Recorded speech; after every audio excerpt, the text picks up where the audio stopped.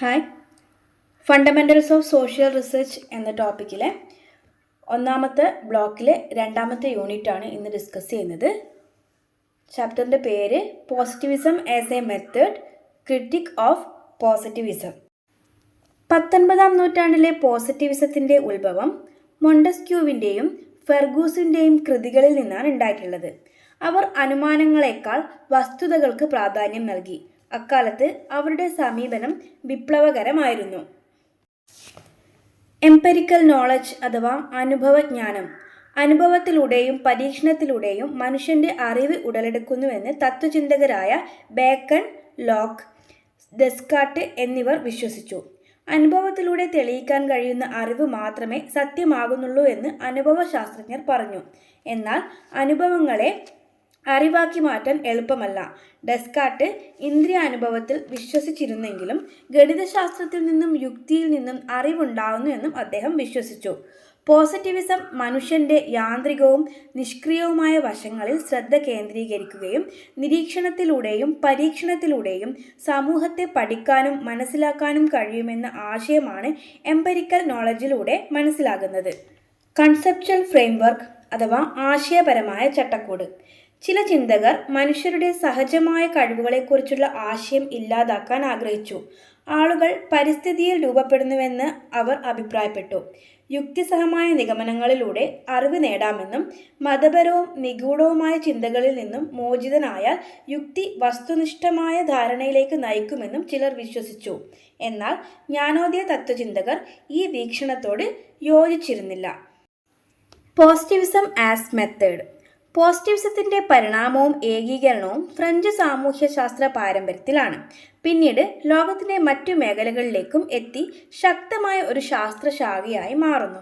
പോസിറ്റിവിസത്തിൻ്റെ കണ്ടെത്തൽ അനുഭവത്തിൻ്റെയും പരീക്ഷണത്തിൻ്റെയും ഡാറ്റയിൽ മാത്രം ഒതുങ്ങുകയും മെറ്റാഫിസിക്കൽ ദൈവശാസ്ത്രപരമായ ഊഹക്കച്ചവടങ്ങളെ ഒഴിവാക്കുകയും ചെയ്യുന്ന ദാർശനിക വ്യവസ്ഥയെ പോസിറ്റിവിസം എന്ന് പറയാം. മനുഷ്യരിൽ നിന്നും സ്വതന്ത്രമായി യാഥാർത്ഥ്യം നിലനിൽക്കുന്നുണ്ടെന്ന് പോസിറ്റിവിസം പറയുന്നു. സാമൂഹിക പ്രതിഭാസങ്ങളെ നിയന്ത്രിക്കുന്ന നിയമങ്ങളുണ്ടെന്ന് പോസിറ്റിവിസ്റ്റുകൾ വിശ്വസിക്കുന്നു. ശാസ്ത്രീയ രീതി പ്രയോഗിക്കുന്നതിലൂടെ ഈ നിയമങ്ങൾ രൂപപ്പെടുത്താനും വസ്തുതാപരമായി പ്രസ്താവനകളിലൂടെ അവ അവതരിപ്പിക്കാനും കഴിയും. Principles of positivism. പ്രതിഭാസങ്ങളും അതുവഴി ഇന്ദ്രിയങ്ങളാൽ സ്ഥിരീകരിക്കപ്പെടുന്ന അറിവും മാത്രമേ യഥാർത്ഥത്തിൽ അറിവായി ഉറപ്പിക്കാൻ കഴിയൂ. രണ്ടാമതാണ് സിദ്ധാന്തത്തിൻ്റെ ഉദ്ദേശം തെളിയിക്കുന്നതിനും അതുവഴി നിയമങ്ങൾ വിശദീകരിക്കാനും വിലയിരുത്താനും സാധിക്കും. പിന്നെ നിയമങ്ങൾക്ക് അടിസ്ഥാനമായ വസ്തുതകളുടെ ശേഖരണത്തിലൂടെയാണ് അവയ്ക്ക് അറിവ് ലഭിക്കുന്നത്. ശാസ്ത്രം മൂല്യരഹിതമായ രീതിയിൽ നടത്തപ്പെടണം. മാനദണ്ഡ പ്രസ്താവനകളുടെ സത്യമോ അല്ലാത്തതോ ആയി ഇന്ദ്രിയങ്ങൾക്ക് സ്ഥിരീകരിക്കാൻ കഴിയില്ല. Characteristics of positivism. സിദ്ധാന്തം സാർവത്രികമായിരിക്കും. ഗവേഷണം സത്യം കണ്ടെത്തും എന്ന ബോധം അല്ലെങ്കിൽ അറിവ് ഉണ്ടായിരിക്കും. കാരണങ്ങളും ഫലങ്ങളും വേർതിരിച്ചറിയാൻ കഴിയുന്നു. അന്വേഷണ ഫലങ്ങൾ അളക്കാൻ കഴിയുമെന്ന ബോധ്യമുണ്ടായിരിക്കും. ശാസ്ത്രീയ ഗവേഷണ രീതിയിലുള്ള വിശ്വാസം. അനുഭവ വിശകലനപരമോ ആയ സമീപനം.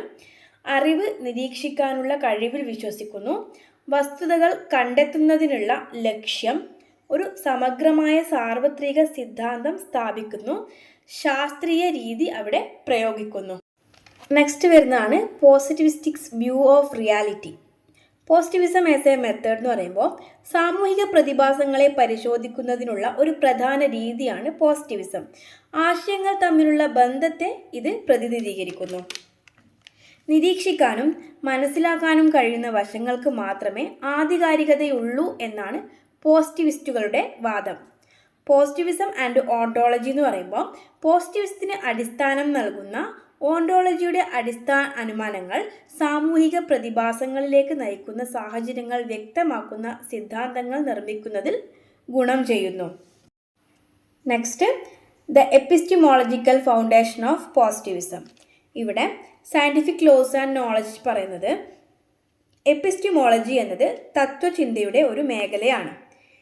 യാഥാർത്ഥ്യവും സത്യവും മനസ്സിലാക്കാനാണ് ഇതുകൊണ്ട് ഉദ്ദേശിക്കുന്നത്. ഇവിടെ മനുഷ്യൻ്റെ ഇന്ദ്രിയങ്ങളിലൂടെയാണ് അറിവ് സ്ഥിരീകരിക്കുന്നത്. Next, exploring inductive research and positivist എപ്പിസ്റ്റിമോളജി. ആളുകളെയും സാമൂഹിക പ്രതിഭാസങ്ങളെയും നിരീക്ഷിച്ചതോ അളന്നതോ ആയ സ്വഭാവ സവിശേഷതകൾ നമുക്കിവിടെ കാണാൻ സാധിക്കും. നിരീക്ഷണങ്ങളിൽ നിന്നും ആരംഭിക്കുന്ന ശാസ്ത്രീയ അന്വേഷണ രീതിയാണ് ഇൻഡക്റ്റീവ് റിസർച്ചിൽ കാണാൻ പറ്റുക. നിരീക്ഷണത്തിലൂടെ അറിവ് നേടാമെന്നും ഇന്ദ്രിയങ്ങളിലൂടെ സത്യം മനസ്സിലാക്കാൻ കഴിയുമെന്നും ഈ സമീപനം ചൂണ്ടിക്കാട്ടുന്നു. ശാസ്ത്രീയ അന്വേഷണത്തിൽ ഇൻഡക്റ്റീവ് യുക്തി പ്രധാനമാണ്. ഇത് ഡാറ്റ ശേഖരിക്കുന്നതിൽ നിന്നും ആരംഭിച്ച് നിരീക്ഷണങ്ങളിൽ നിന്നും മനസ്സിലാക്കുന്ന ചിലതരം യുക്തികൾ ഉപയോഗിക്കുന്ന ഒരു രീതിയാണ്. ഇനി ഇതിൻ്റെ വിമർശനങ്ങൾ എന്തൊക്കെയാണെന്ന് വെച്ചാൽ, സമൂഹത്തിൽ നടക്കുന്ന മോശം പ്രവർത്തികൾ, ഉദാഹരണത്തിന് മയക്കുമരുന്ന് ദുരുപയോഗം പോലുള്ള കാര്യങ്ങൾ, ഇവയെക്കുറിച്ചൊക്കെ മനസ്സിലാക്കാൻ ഈ സമീപനം ഉപയോഗപ്രദമാണ്. എന്തുകൊണ്ട് എന്ന ചോദ്യങ്ങൾക്ക് ഉത്തരം നൽകാനുള്ള കഴിവ് ഈ സമീപനത്തിൽ പരിമിതമാണെങ്കിലും മറ്റ് ഗവേഷണങ്ങളെക്കുറിച്ച് അന്വേഷിക്കാൻ ഇത് ഉപയോഗപ്രദമാണ്. Next, critic of positivism. ശാസ്ത്രമേഖലയിലെ പ്രധാന ചിന്താരീതി പോസിറ്റിവിസമായിരുന്നു.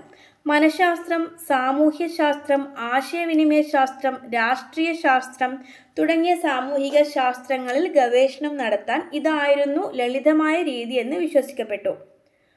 പോസിറ്റിവിസത്തിനെതിരെ ഒട്ടനവധി വിമർശനങ്ങളും ഉണ്ട്. ഗവേഷണത്തിൻ്റെ എല്ലാ മേഖലകളിലും ഇത് പ്രയോഗിക്കാനാവില്ല എന്നാണ് വിമർശകരായിട്ടുള്ള ചിന്തകർ പറയുന്നത്. Early critics, hermeneutic schools, 1990s. ആദ്യമായി പോസിറ്റിവിസത്തെ വെല്ലുവിളിച്ചത് ജർമ്മൻ ചരിത്ര വിദ്യാലയമാണ്. പ്രകൃതിയിൽ നാം അന്വേഷിക്കുന്ന കാര്യങ്ങളുടെ യുക്തിതത്വങ്ങൾ പ്രകൃതിയുടെയല്ല, നമ്മുടെ സ്വന്തം ചരിത്രത്തിൻ്റെ ഉൽപ്പന്നമാണെന്നും ചരിത്രത്തെയും സാമൂഹിക യാഥാർത്ഥ്യത്തെയും കുറിച്ച് സാർവത്രിക വിശദീകരണം നൽകാൻ കഴിയില്ലെന്നും ചരിത്ര വിദ്യാലയം വിശ്വസിക്കുന്നു. അതായത്, വ്യത്യസ്ത സംസ്കാരങ്ങൾക്ക് ലോകത്തെ സമീപിക്കുന്നതിന് വ്യത്യസ്ത വഴികൾ ഉണ്ടെന്നാണ് ഇതിൻ്റെ അർത്ഥം. വെർസ്റ്റ്ഹാൻ ആൻഡ് സോഷ്യൽ റിയാലിറ്റി. വെബർ നിർദ്ദേശിച്ച ഒരു രീതിയാണ് വെർസ്റ്റ്ഹാൻ.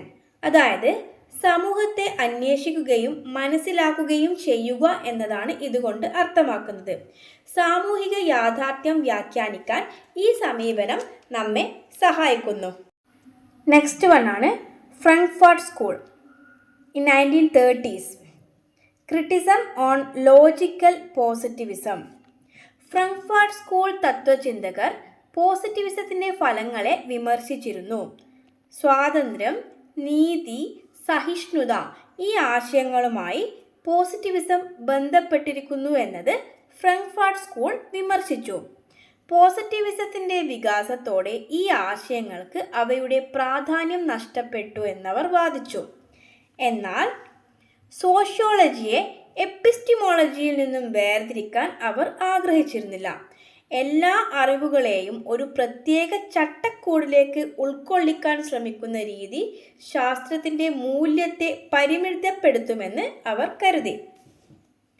മറ്റൊരു ചിന്തകനായിരുന്ന ജർഗൻ ഹാബർമാൻസ് പറഞ്ഞത്, സാമൂഹ്യശാസ്ത്രങ്ങളുടെ യുക്തിയെക്കുറിച്ചുള്ള തൻ്റെ പുസ്തകത്തിൽ സാർവത്രിക ശാസ്ത്രത്തിൻ്റെ പോസിറ്റിവിസ്റ്റ് ആശയം പരാജയമാണെന്ന് അദ്ദേഹം പ്രസ്താവിച്ചു. കാരണം അത് സോഷ്യൽ സയൻസും ഹിസ്റ്ററിയും തമ്മിലുള്ള ബന്ധത്തെ അവഗണിക്കുന്നു. അവ നിരീക്ഷണത്തിലൂടെ മാത്രം മനസ്സിലാക്കാൻ കഴിയില്ല എന്നതുകൊണ്ട്. വർഷങ്ങളായി പോസിറ്റിവിസം നിരവധി വിമർശനങ്ങൾ നേരിടുന്നുണ്ട്. പോസിറ്റിവിസം സാമൂഹിക ശാസ്ത്രങ്ങളിൽ ഗണ്യമായ സംഭാവനകൾ നൽകിയിട്ടുണ്ടെങ്കിലും സാമൂഹിക പ്രതിഭാസങ്ങളെ പഠിക്കുന്നതിന് കൂടുതൽ സൂക്ഷ്മമായ സമീപനത്തിൻ്റെ ആവശ്യകത ഈ വിമർശകർ എടുത്തുകാട്ടുന്നു.